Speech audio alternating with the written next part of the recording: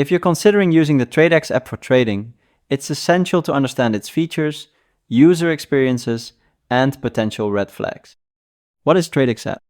TradeX is a trading platform that allows users to engage in various financial markets.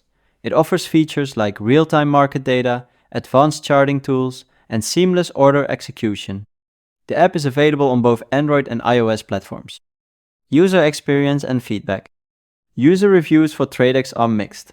Some users appreciate the app's user-friendly interface and trading features.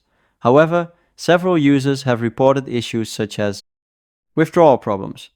Users have faced difficulties withdrawing funds, with some accounts being put on hold without explanation. High trading fees.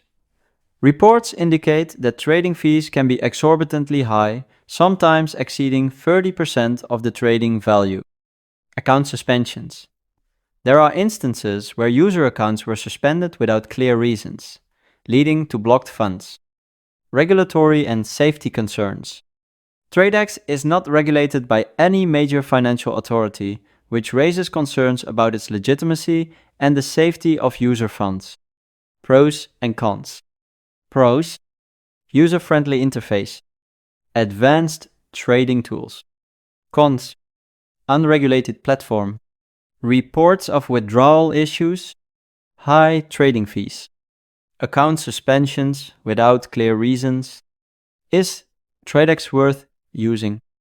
Given the mixed user experiences and lack of regulatory oversight, potential users should exercise caution when considering TradeX. While the platform offers advanced trading features, the reported issues cannot be overlooked. For those interested in trading, it may be prudent to explore platforms that are transparent, well-regulated, and have a track record of reliability. Final thoughts.